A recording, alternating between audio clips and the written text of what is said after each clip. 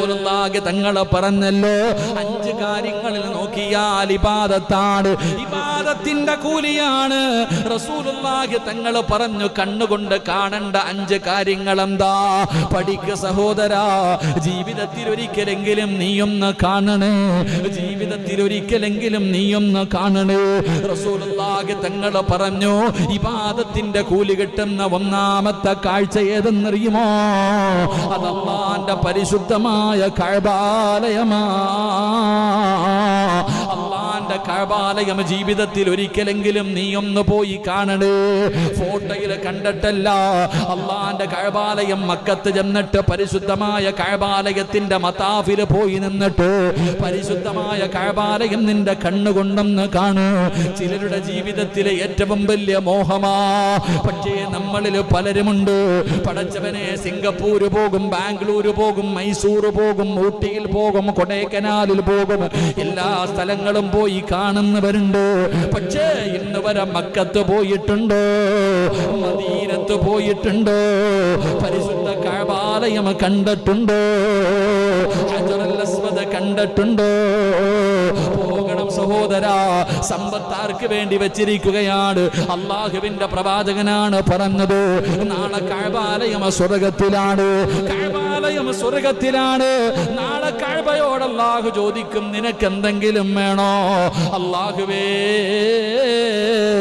എന്നെ ആരെല്ലാം വന്ന് കണ്ടോ അവർക്ക് നീ സ്വർഗ്ഗം കൊടുക്കണേ അല്ലാ.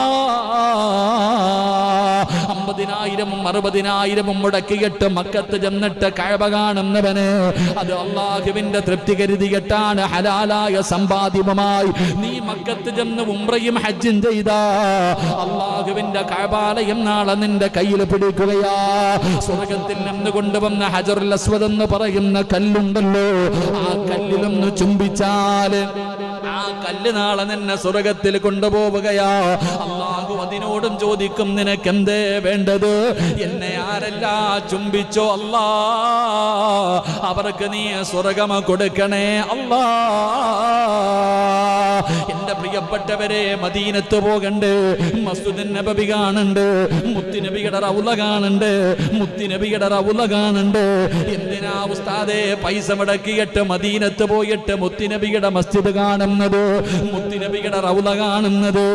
എടാ ചെറുപ്പക്കാരാ, മുത്തുനബി പറഞ്ഞതെന്തെന്നറിയോ? അല്ലാഹുവിന്റെ റസൂല് പറഞ്ഞതെന്തെന്നറിയുമോ?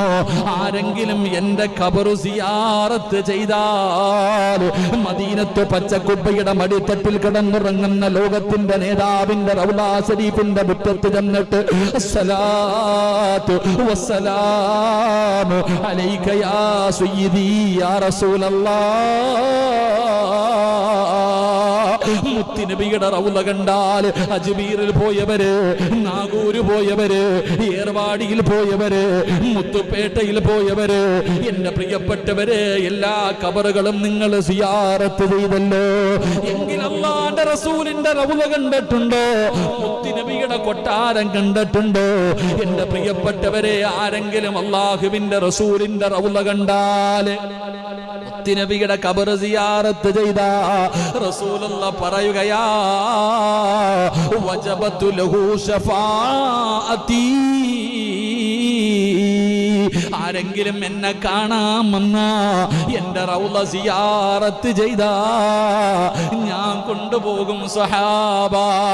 അല്ലാഹുവിന്റെ റസൂലാ പറയുന്നത്, ആരെങ്കിലും എന്നെ വന്ന് കണ്ടാൽ, എന്റെ മദീനത്ത് വന്ന് എന്നെ സിയാറത്ത് ചെയ്താ ഞാൻ കൊണ്ടുപോകും സഹാബ. മുത്തുനബിയാണ് പറഞ്ഞത്, ഞാൻ സ്വർഗ്ഗത്തിൽ കൊണ്ടുപോകാം. അല്ലാഹുവിന്റെ പ്രവാചകന്റെ ശഫാഅത്താ. മുത്തുനബിയുടെ ശഫാഅത്ത് കിട്ടും ചെറുപ്പക്കാരാ. മോഹമുണ്ടാകണം മുസ്ലിമേ. സമ്പാദിച്ച് കോടികൾ വെച്ചിട്ട് കാര്യമില്ല. ദുനിയാവിൽ 2 സ്വർഗമുണ്ട്. ഒരു സ്വർഗം ഈ ഇരിക്കുന്ന മജ്ലിസാണ്. ഇനി രണ്ടാമത്തെ സ്വർഗമങ്ങ് മുത്തുനബിയുടെ റൗളയുടെ ചാരത്താ, ആ ഖബറിന്റെ ചാരത്താ. അവിടെ പോയിരുന്ന് 2 റക്അത്ത് നിസ്കരിക്കുന്നത് അല്ലാഹുവേ ഭൂമിയിലെ സ്വർഗമെന്ന് മുത്തുനബി പഠിപ്പിച്ചു തന്ന സ്ഥലമാ. അതുകൊണ്ട് ആ പറഞ്ഞത് മക്കത്ത് പോകണം, മദീനത്ത് പോകണം. ചിലരുടെ ജീവിതത്തിലെ ഏറ്റവും വലിയ മോഹമതാണ്. അതിനുവേണ്ടി ജീവിച്ചവരുണ്ടല്ലോ. എന്റെ പ്രിയപ്പെട്ടവരെ, മദീനയെ സ്നേഹിക്കണം. റസൂലുള്ള പറയുകയാ, ഏതെങ്കിലും ഒരു മനുഷ്യൻ എന്റെ മദീനയെ സ്നേഹിച്ചാൽ, എന്റെ നാടിനെ സ്നേഹിച്ചാ, എന്റെ നാട്ടിൽ വന്നു മരണപ്പെട്ടാൽ, തങ്ങൾ പറയുകയാണ്, മദീനയെ സ്നേഹിക്കണം, മദീനയിൽ വന്ന് മരണപ്പെടണം. അല്ലാഹുവേ, ഒരാറടി മണ്ണ് തരണേ അല്ലാ. ജന്നത്തിൽ ബഖീൽ ഉസ്മാൻ തങ്ങൾ കിടക്കുന്ന, അല്ലാഹുവിന്റെ റസൂലിന്റെ പൊന്നാര മകളായ ഫാത്തിമ ബീവി കിടക്കുന്ന, അവിടത്തെ മക്കളും അവിടത്തെ ഭാര്യമാരും കിടക്കുന്ന, ഒരുപാട് സ്വഹാബികൾ കിടന്നുറങ്ങുന്ന ആ ജന്നത്തിൽ ബഖീൽ ഒരു 6 അടി മണ്ണ് തരണേ അല്ലാ. കൊതിക്കണം ചെറുപ്പക്കാരാ, ദുആ ചെയ്യണം ഉപ്പാ. പലരുടെയും ഏറ്റവും വലിയ മോഹമതാ, മദീനയെ സ്നേഹിച്ചാ പോലും നാളെ മുത്തുനബി നമ്മളെ സ്വർഗ്ഗത്തിൽ കൊണ്ടുപോകുമെന്ന് റസൂലുള്ളാഹി തങ്ങൾ പറയുമ്പോ ഒരു ചരിത്രം പറയട്ടെ. മദീനയിൽ പോകാൻ കൊതിയില്ലാത്തവര്, ഉംറയ്ക്ക് പോകാൻ താല്പര്യമില്ലാത്തവര്, റൗള സിയാറത്ത് ചെയ്യാൻ ആഗ്രഹിക്കാത്തവര്, പടച്ചവരെ, അതാ ഇസ്ലാമിന്റെ ഭരണാധികാരിയുടെ സ്വപ്നത്തിലേക്ക് മഹാനായ നബി മുഹമ്മദ് മുസ്തഫ സല്ലല്ലാഹു അലൈഹി വസല്ലമ തങ്ങൾ അവിടുന്ന് സ്വപ്നത്തിൽ വന്ന് പറഞ്ഞു കൊടുക്കുകയാ, നാളെ ഒരു മനുഷ്യന് ബഗ്ദാദിൽ നിന്ന് ഇവിടേക്ക് വരും. ബഗ്ദാദിൽ നിന്നൊരു പ്രായമുള്ള മനുഷ്യൻ എന്റെ മദീനയിലേക്ക് വരുന്നുണ്ട്. ആ മനുഷ്യനെ ഈ നാട്ടിൽ കാലുകുത്താൻ അനുവദിക്കാൻ പാടില്ല. പടച്ചവനെ, ഭരണാധികാരി സ്വപ്നം കാണുകയാണ്. പിറ്റേ ദിവസം രാവിലെ എഴുന്നേറ്റു, തന്റെ അനുയായികളെ വിളിച്ചുകൂട്ടി, തന്റെ പട്ടാളത്തിനെ വിളിച്ചുകൂട്ടി. എന്നിട്ട് ഭരണാധികാരി പറഞ്ഞു, നാളെ ഒരു മനുഷ്യൻ വരുന്നുണ്ട്, നിങ്ങളെല്ലാവരും അതിർത്തിയിൽ പോയി നിൽക്ക്. ഒരു മനുഷ്യൻ വരുന്നുണ്ട്. ആ മനുഷ്യന്റെ അടയാളങ്ങൾ, ആ മനുഷ്യനെ ഈ മണ്ണിൽ കാലുകുത്താൻ പോലും അനുവദിക്കരുത്. ഭരണാധികാരിയുടെ ഓർഡറാണ്. പട്ടാളക്കാർ മുഴുവനും പോയി നിൽക്കുകയാണ്. അല്ലാഹുവേ, ഭരണാധികാരി അടയാളം പറഞ്ഞു കൊടുത്തു. എന്താണ് അടയാളം എന്നറിയുമോ? ഒരു പ്രായമുള്ള മനുഷ്യനാണ്, ചുമലിൽ ഒരു ചുമടുണ്ടാകും. അല്ലാഹുവേ, ആ മനുഷ്യന്റെ മുന്നിൽ മുഹമ്മദുർ റസൂലുള്ളാഹ്, അല്ലാഹുവിന്റെ റസൂലിന്റെ പേര് പറഞ്ഞു കഴിഞ്ഞാ ആ മനുഷ്യന് പിടഞ്ഞ് താഴെ വീഴും. അതാണ് ആ മനുഷ്യന്റെ അടയാളം.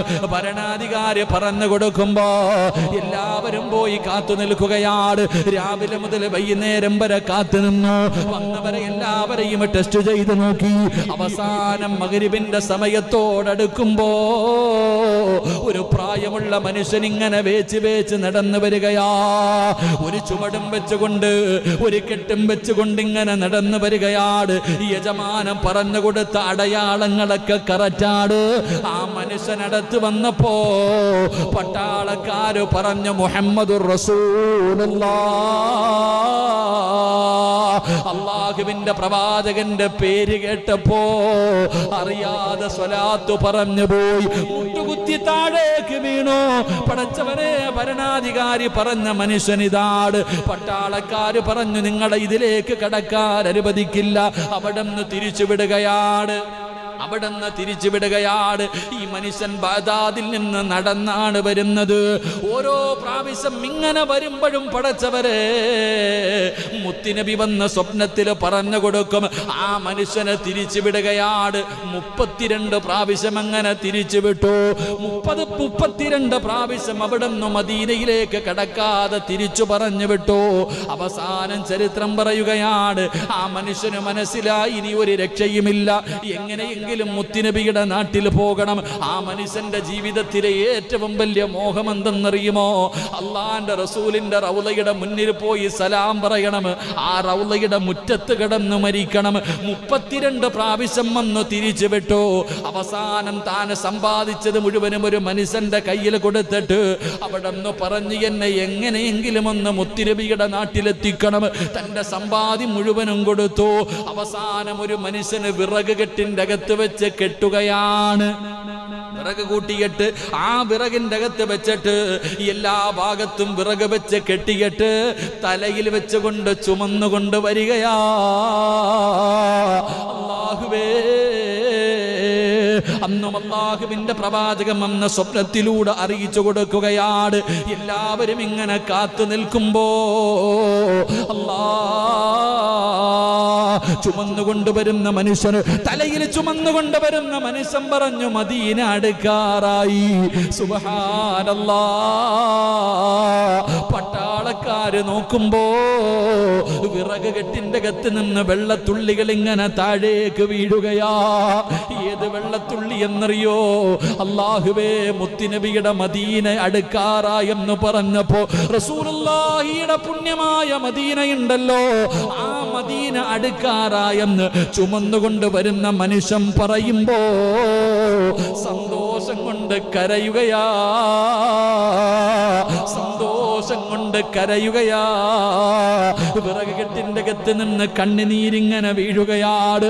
33ാമത്തെ പ്രാവശ്യവും പട്ടാളക്കാര് പിടിക്കുകയാണ്. അല്ലാഹുവേ, ആ മനുഷ്യന് കരഞ്ഞുകൊണ്ട് പറയുകയാ, ഇനി എനിക്ക് തിരിച്ചു പോക്കില്ല. ഒന്നുകിൽ പടച്ചവനെ, ഞാൻ ഇവിടെ കിടന്നു മരിക്കും, എനിക്ക് മുത്തുനബിയുടെ റൗളയുടെ മുന്നിൽ കിടന്നു മരിക്കാൻ എന്റെ ജീവിതത്തിലെ ഏറ്റവും വലിയ മോഹമാണ്.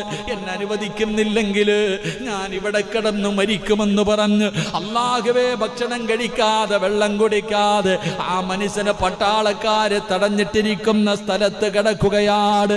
ആ രംഗം കണ്ടിട്ട് പട്ടാളക്കാർക്ക് പോലും സങ്കടം തോന്നുകയാ. അവസാനം ഭരണാധികാരിയുടെ മുന്നില് പട്ടാളക്കാര് ചെന്നിട്ട് ചോദിക്കുകയാ, മനുഷ്യൻ ചെയ്ത തെറ്റെന്താ? ആ മനുഷ്യൻ എന്ത് തെറ്റ് ചെയ്തതിന്റെ പേരിലാണ് അവിടെ നീ മനുഷ്യനെ തിരിച്ചു പറഞ്ഞു വിടുന്നത്? ആ സമയത്താണ് പട്ടാളക്കാരോട് ആ ഇസ്ലാമിന്റെ ഭരണാധികാരി പറഞ്ഞു കൊടുക്കുകയാണ്, അല്ലാഹുവിന്റെ പ്രവാചകനാ പറഞ്ഞത്, മുത്തുനബിയാണ് എന്നോട് പറഞ്ഞത് ആ മനുഷ്യനെ കടത്തിവിടരുതെന്ന്. അതിന്റെ കാരണം എന്തെന്നറിയോ? ഓരോ പ്രാവശ്യം ആട്ടിയോടിക്കുമ്പോഴും മദീനയെ സ്നേഹിച്ചു കൊണ്ടുവന്ന മനുഷ്യരാ. അല്ലാഹുവിന്റെ പ്രവാചകനെ വല്ലാത്ത ഇഷ്ടമാണ്, മദീനയെ വല്ലാത്ത ഇഷ്ടമാണ്. മുത്തുനബിയുടെ റൗളയുടെ മുന്നിൽ കിടന്നു മരിക്കണമെന്ന് കൊതിച്ചു കൊണ്ടുവരുന്ന മനുഷ്യനാ. ആ സ്നേഹവും നടന്നതാ മുസ്ലിമേ, ആ സ്നേഹവും നടന്നതാ മുസ്ലിമേ. ആ മനുഷ്യനെങ്ങാണം റൗള ശരീഫിന്റെ മുറ്റത്ത് വന്നിട്ട് എന്നോട് സലാം പറഞ്ഞ ആ മനുഷ്യരോടുള്ള സ്നേഹത്തിന്റെ പേരില് ആ മനുഷ്യനെങ്ങാണം റൗള ശരീഫിന്റെ മുറ്റത്ത് വന്നിട്ട് എന്നോട് സലാം പറഞ്ഞാല്, ആ മനുഷ്യനെങ്ങാണം എന്നെ വിളിച്ചാ ഞാൻ എഴുന്നേറ്റ് പോകും സഹാബാ. എന്റെ പ്രിയപ്പെട്ട സഹോദരങ്ങളെ, അള്ളാന്റെ റസൂലിന്റെ റൗളയുടെ മുന്നിൽ വന്നിട്ട് പ്രവാചകനെ എങ്ങാണമെന്ന് വിളിച്ചാ അവിടുന്ന് സലാം പറഞ്ഞാ മുത്തുനബിക്ക് ആ മനുഷ്യനോടുള്ള സ്നേഹത്തിന്റെ പേരിൽ ഞാൻ എഴുന്നേറ്റ് വന്നു പോകുമെന്ന് മുത്തുനബി അവിടുന്ന് സ്വപ്നത്തിലൂടെ പറഞ്ഞു കൊടുക്കുമ്പോ, അതാണ് സഹോദരാ, ആ മനുഷ്യന് മദീന എത്ര സ്നേഹിച്ചിട്ടുണ്ടാകും, മുത്തുനബി എത്ര സ്നേഹിച്ചിട്ടുണ്ടാകും, ആ റൗളയുടെ മുന്നിൽ കിടന്നു മരിക്കാൻ എത്ര കൊതിച്ചിട്ടുണ്ടാകും. ചരിത്രം പറയുന്ന അവസാനം ആ മനുഷ്യന്റെ കയ്യിൽ പിടിച്ച് മുത്തുനബി മദീനയിൽ കൊണ്ടുവന്നു. റൗള ശരീഫിന്റെ മുറ്റത്ത് വന്നു, മുത്തുനബിയോട് സലാം പറഞ്ഞു. അവസാനം ആ റൗളയുടെ മുറ്റത്ത് കിടന്നു മരണപ്പെട്ടു. ജന്നത്തുൽ ബഖീയിലെ കബറടക്കി എന്ന ചരിത്രം പറയുമ്പോ, എന്റെ പ്രിയപ്പെട്ടവരെ, മക്കയെ സ്നേഹിക്ക്, മദീനയെ സ്നേഹിക്ക്. മുത്തുനബിയുടെ റൗള കാണ്, പരിശുദ്ധമായ കഅബാലയം കാണ്. അത് കാണേണ്ട കാഴ്ചയാ.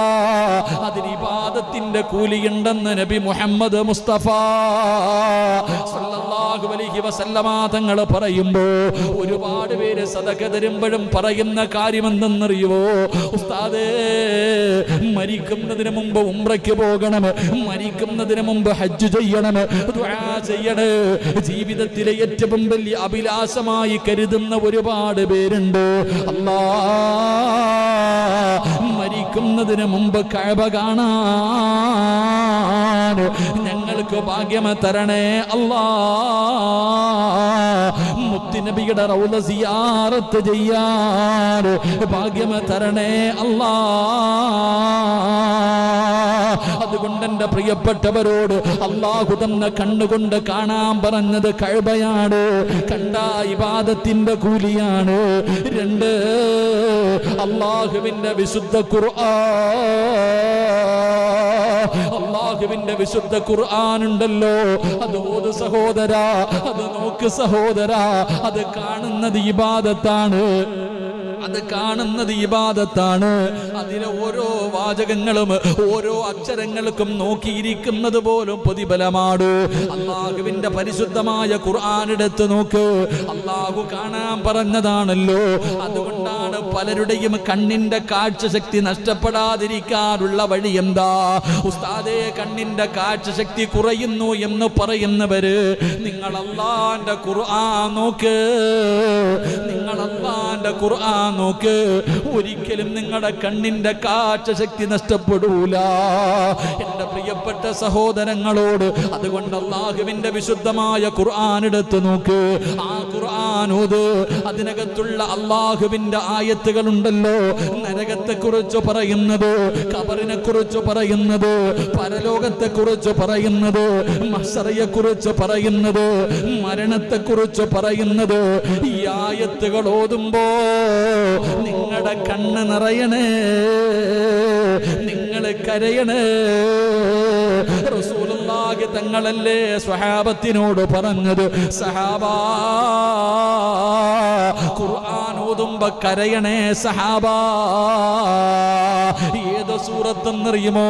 സൂറത്തു തകാസുർ എന്ന് പറയുന്ന സൂറത്ത്, അൽഹാകുമുത് തകാസുർ എന്ന് പറയുന്ന സൂറത്തുണ്ടല്ലോ, ആ സൂറത്താണ് അല്ലാഹുവിന്റെ റസൂൽ ഓതാൻ പറഞ്ഞത്. അത് ഓതുമ്പോ കരയണം, അത് ഓതുമ്പോ കരയണം. കരയുന്നവന് സ്വർഗമുണ്ടെന്നാണ് അല്ലാഹുവിന്റെ റസൂൽ സല്ലല്ലാഹു അലൈഹി വസല്ലം തങ്ങൾ പറഞ്ഞു. അൽഹാകുമുത് തകാസുർ, ഈ സൂറത്ത് ഓതുന്ന സമയത്ത് കരയണം, കരയുന്നവന് സ്വർഗമുണ്ടെന്ന് നബി മുഹമ്മദ് മുസ്തഫ. ഉറക്കെ പറഞ്ഞ നബി മുഹമ്മദ് മുസ്തഫ സല്ലല്ലാഹു അലൈഹി വസല്ലം തങ്ങൾ പറഞ്ഞു, ഖുർആൻ ഓതിയിട്ട് നീ കരയ്, ഖുർആനിലേക്ക് നീ നോക്ക്, നിനക്ക് ഇബാദത്തിന്റെ കൂലിയുണ്ട്. ആ കണ്ണിന്റെ കാഴ്ച നഷ്ടപ്പെടൂല. ആ ഖുർആൻ ഓതുന്ന സമയത്ത് നീ കരഞ്ഞാൽ എത്ര ആയത്തുകളെന്നറിയോ? പരിശുദ്ധമായ ഖുർആൻ അർത്ഥം ആലിമാവണമെന്നില്ല. കുല്ലു നഫ്സിൻ ദാഇഖത്തുൽ മൗത്ത്. എന്താ ഇതിന്റെ അർത്ഥം? എല്ലാവർക്കും അറിയാം. അതിന് വലിയ പണ്ഡിതനാവണമെന്നൊന്നുമില്ല.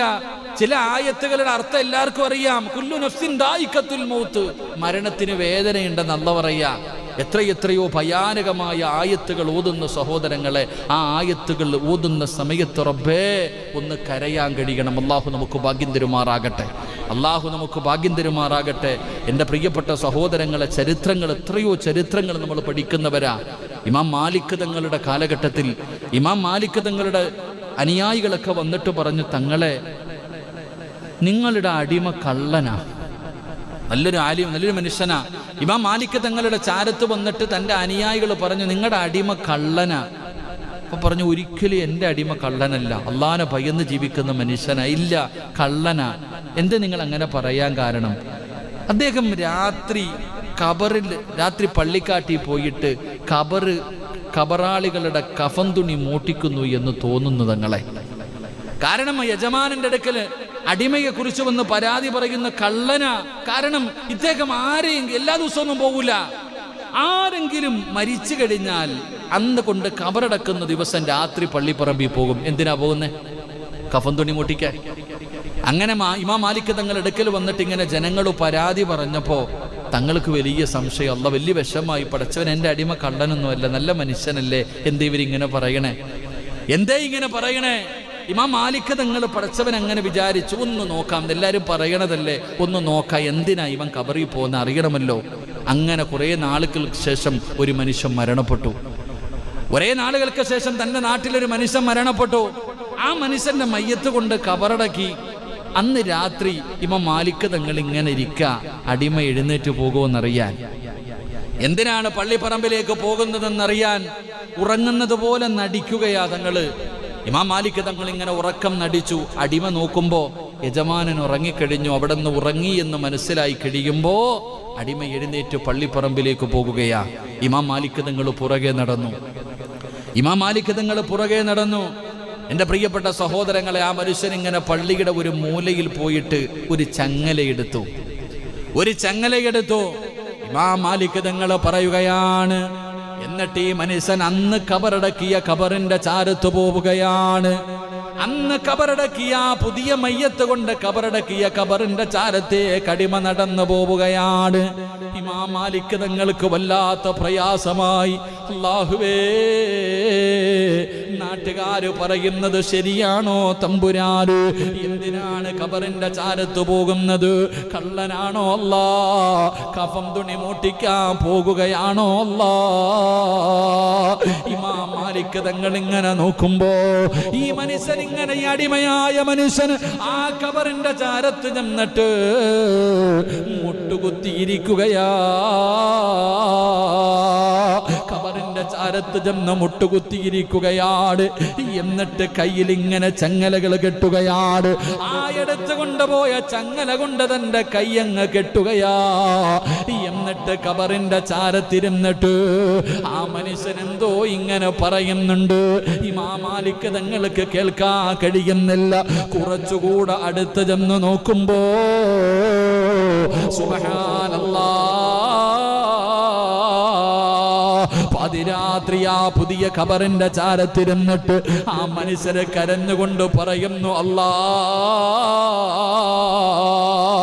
എന്നെ പോലെ നടന്ന ഒരു മനുഷ്യനെയാണ് ഇതിനകത്തിറക്കി വച്ചിരിക്കുന്നത്. ഈ ദുനിയാവിന്റെ തൊലിക്ക് മുകളിലൂടെ മോഹങ്ങളും സ്വപ്നങ്ങളുമായി നടന്ന ഒരു മനുഷ്യനെയാണ് ഈ കുഴിക്കകത്ത് കൊണ്ടുവന്ന് അടച്ചിട്ടിരിക്കുന്നത്. ഇതിനകത്ത് വിചാരണ തുടങ്ങിയിട്ടുണ്ടാകും പടച്ചവര്. മലക്കുകൾ ഈ മനുഷ്യനോട് ഒരുപാട് ചോദ്യങ്ങൾ ചോദിക്കാൻ തുടങ്ങിയിട്ടുണ്ട്. ഇന്നലെ വരെ വീടിന്റെ അകത്ത് ഭാര്യയുടെ കൂടെ മക്കളുടെ കൂടെ കിടന്നവൻ ഇന്നൊറ്റയ്ക്ക് 6 അടി മണ്ണിന്റെ അകത്താണല്ലോ. അല്ലാ, പടച്ചവരെ, ഒരു ദിവസം എന്നെയും ഇതുപോലെ കൊണ്ടുവന്ന് കിടത്തുമല്ലോ.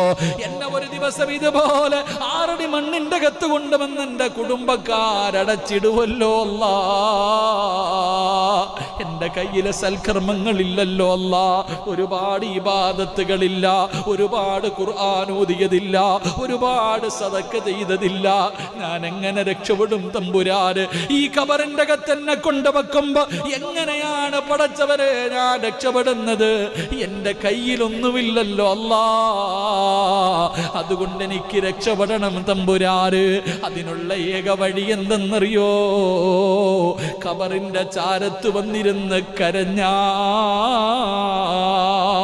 അല്ലാഹുവേ, നിന്റെ അദാബിനെ കുറിച്ച് ഓർത്തിട്ട് കരഞ്ഞ ആ കരയുന്ന കണ്ണ് നരകം തൊടില്ലെന്ന് മുത്തുനബി പഠിപ്പിച്ചിട്ടുണ്ടല്ലോ. അല്ലാ,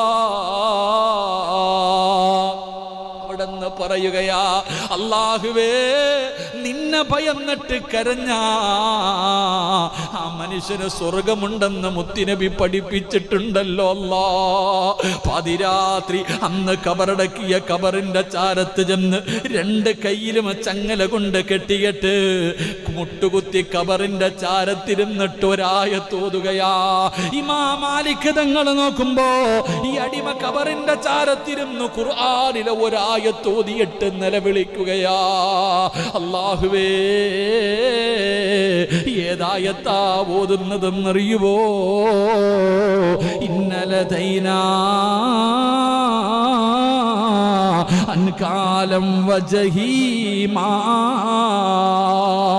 അല്ലാഹുവിന്റെ വിശുദ്ധമായ ഖുർആൻ സൂറത്തുൽ മുസമ്മിൽ ഓതുകയാണ്. ഇന്നലദൈനാ അൻകാലം വജഹീമാ വതഅമൻ ദാ ഉസ്സതി വഅദാബൻ അലീമാ. നാളെ നരകത്തിലേക്ക് നരകവാസികളെ കൊണ്ടുവരുമല്ലോ. ഈ ആയത്തോതിയിട്ട് ആ ഖബറിന്റെ ചാരത്തിരുന്ന് നിലവിളിക്കുകയാണ്. മഹാനായ മാലിക് തങ്ങളുണ്ടല്ലോ, എഴുന്നേറ്റ് ഓടുകയാ. സുബ്ഹാനല്ലാഹ്, നിന്നെയാണല്ലോ ജനങ്ങൾ തെറ്റിദ്ധരിക്കുന്നത്, നിന്നെയാണല്ലോ എന്നല്ലല്ലോ ഞാൻ തെറ്റിദ്ധരിച്ചു പോയത്. നീ അല്ലാഹുവിനെ ഇത്ര ഭയക്കുന്ന മനുഷ്യനാണോ? ഈ മാലിക്കിന് തോന്നിയില്ലല്ലോ, ഈ മാലിക്കിന് ഇന്ന് വരെ ഇങ്ങനെ ചെയ്യാൻ തോന്നിയില്ലല്ലോ. നീ അല്ലാഹുവിനെ ഇത്രയും വലിയ പേടിക്കുന്ന മനുഷ്യനാണോ? നീ അല്ലാഹുവിനെ ഇത്രയും പേടിക്കുന്ന മനുഷ്യനാണോ? ഇനി ഞാൻ നിന്റെ അടിമയാ, നിന്നെ ഞാൻ ഇന്ന് സ്വതന്ത്രനാക്കിയിരിക്കുകയാണ്, ഞാനാണ് നിനക്ക് ഖിദ്മത്ത് ചെയ്യേണ്ടത്. എന്റെ പ്രിയമുള്ളവരെ, ചരിത്രം പറയുകയാ, രണ്ടുപേരും ഖബറിന്റെ രണ്ടു ഭാഗത്തിരുന്നു. രണ്ടുപേരും ഖബറിന്റെ രണ്ട് ഭാഗത്തിരുന്നു. ഇന്നലദൈനാ അൻകാലം വജഹീമാ.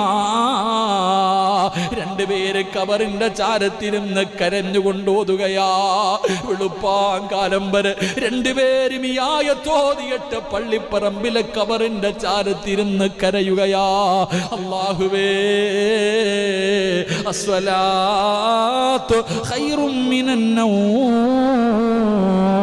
അല്ലാഹുവിന്റെ പള്ളിയിൽ നിന്ന് സുബഹി ബാങ്ക് വിളിക്കുമ്പോ മാലിക് തങ്ങൾ എഴുന്നേറ്റിട്ട് തന്റെ തൊട്ടു മുന്നിലിരുന്ന് കരയുന്ന മനുഷ്യനുണ്ടല്ലോ, തന്റെ വീട്ടിലെ ജോലിക്കാരനുണ്ടല്ലോ, ആ മനുഷ്യനെ ചെന്ന് സുബഹി നമസ്കരിക്കാൻ വിളിക്കുമ്പോ സുബ്ഹാനല്ലാഹ് ആയത്തോതി നെഞ്ചു പൊട്ടിയിട്ട് മരിച്ചുപോയി മുസ്ലിമേ. എന്റെ പ്രിയമുള്ളവരെ, അവര് കിടക്കുന്ന സ്വർഗമാണ്, അവര് കിടക്കുന്ന സ്വർഗവാ.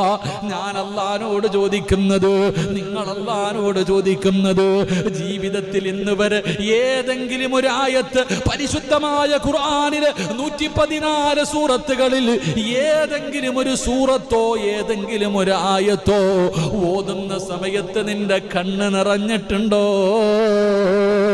കുല്ലു നഫ്സിൻ ദാഇഖത്തുൽ മൗത്ത്. ഇത് മരണത്തെക്കുറിച്ച് പറയുന്ന ആയത്തല്ലേ. ഇന്ന് വരെ നിങ്ങൾ ആരെങ്കിലും കരഞ്ഞിട്ടുണ്ടോ? ഉസ്താദന്മാര് ദുആ നിസ്കാരത്തിൽ ഓതുമല്ലോ, കല്ലാ ഇദാ ബലഗത്തി തറാകിയ വകീല മൻ റാക് വളന്ന അന്നഹുൽ ഫിറാക് വൽതഫത്തി സാകു ബിസാക് ഇലാ റബ്ബിക യൗമഇദിനിൽ മസാക്. റൂഹ് പിടിക്കുന്ന രംഗമാ അല്ലാഹ് പറയുന്നത്. ഈ ആയത്തുകൾ കേൾക്കുമ്പോ നമ്മൾ കരയാറുണ്ടോ? വെള്ളിയാഴ്ച രണ്ടാമത്തെ റക്അത്തിൽ ഓതുമല്ലോ, അല്ലാഹ് അഫലാ യൻദുറൂന ഇലൽ ഇബ്ലി കൈഫ ഖുലിഖത് വഇലസ് സമാഇ കൈഫ റുഫിയത് വഇലൽ ജിബാലി കൈഫ നുസിബത് വഇലൽ അർളി കൈഫ സുതിഹത് ഫദക്കിർ ഇന്നമാ അൻത മുദക്കിർ ലസ്ത അലൈഹിം ബിമുസൈതിരിൻ ഇല്ലാ മൻ തവല്ലാ വകഫർ ഫയുഅദ്ദിബുഹു അല്ലാഹുൽ അദാബൽ അക്ബർ ഇന്ന ഇലൈനാ ഇയാബഹും സുമ്മ ഇന്ന അലൈനാ ഹിസാബഹും. അല്ലാഹുവേ, അസ്സലാത്തു ഖൈറും മിനൻ നൗം. അല്ലാഹുവിന്റെ പള്ളിയിൽ നിന്ന് സുബഹി ബാങ്ക് വിളിക്കുമ്പോ മാലിക് തങ്ങൾ എഴുന്നേറ്റിട്ട് തന്റെ തൊട്ടു മുന്നിലിരുന്ന് കരയുന്ന മനുഷ്യനുണ്ടല്ലോ, തന്റെ വീട്ടിലെ ജോലിക്കാരനുണ്ടല്ലോ, ആ മനുഷ്യനെ ചെന്ന് സുബഹി നമസ്കരിക്കാൻ വിളിക്കുമ്പോ സുബ്ഹാനല്ലാഹ് ആയത്തോതി നെഞ്ചു പൊട്ടിയിട്ട് മരിച്ചുപോയി മുസ്ലിമേ. എന്റെ പ്രിയമുള്ളവരെ, അവര് കിടക്കുന്ന സ്വർഗമാണ്, അവര് കിടക്കുന്ന സ്വർഗവാ. ഞാൻ അല്ലാഹുവിനോട് ചോദിക്കുന്നത്, നിങ്ങൾ അല്ലാഹുവിനോട് ചോദിക്കുന്നത്, ജീവിതത്തിൽ ഇന്ന് വരെ ഏതെങ്കിലും ഒരു ആയത്ത് പരിശുദ്ധമായ ഖുർആനിലെ 114 സൂറത്തുകളിൽ ഏതെങ്കിലും ഒരു സൂറത്തോ ഏതെങ്കിലും ഒരു ആയത്തോ ഓതുന്ന സമയത്ത് നിന്റെ കണ്ണ് നിറഞ്ഞിട്ടുണ്ടോ? കുല്ലു നഫ്സിൻ ദാഇഖത്തുൽ മൗത്ത്. ഇത് മരണത്തെക്കുറിച്ച് പറയുന്ന ആയത്തല്ലേ. ഇന്ന് വരെ നിങ്ങൾ ആരെങ്കിലും കരഞ്ഞിട്ടുണ്ടോ? ഉസ്താദന്മാർ ആര് ദുആ നിസ്കാരത്തിൽ ഓതുമല്ലോ കല്ലാ ഇദാ ബലഗത്തി തറാകിയ വകീല മൻ റാക വളന്ന അന്നഹുൽ ഫിറാക വൽതഫത്തി സാഖു ബിസാഖ ഇലാ റബ്ബിക യൗമഇദിനിൽ മസാഖ്. റൂഹ് പിടിക്കുന്ന രംഗമാ അല്ലാഹ് പറയുന്നത്. ഈ ആയത്തുകൾ കേൾക്കുമ്പോ നമ്മൾ കരയാറുണ്ട്. വെള്ളിയാഴ്ച രണ്ടാമത്തെ റക്അത്തിൽ ഓതുമല്ലോ അല്ലാഹ് അഫലാ യൻദുറൂന ഇലൽ ഇബ്ലി കൈഫ ഖുലിഖത് വഇലസ് സമാഇ കൈഫ റുഫിയത് വഇലൽ ജിബാലി കൈഫ നുസിബത് വഇലൽ അർളി കൈഫ സുതിഹത് ഫദക്കിർ ഇന്നമാ അൻത മുദക്കിർ ലസ്ത അലൈഹിം ബിമുസൈതിരിൻ ഇല്ലാ മൻ തവല്ലാ വകഫർ ഫയുഅദ്ദിബുഹു അല്ലാഹുൽ അദാബൽ അക്ബർ ഇന്ന ഇലൈനാ ഇയാബഹും സുമ്മ ഇന്ന അലൈനാ ഹിസാബഹും.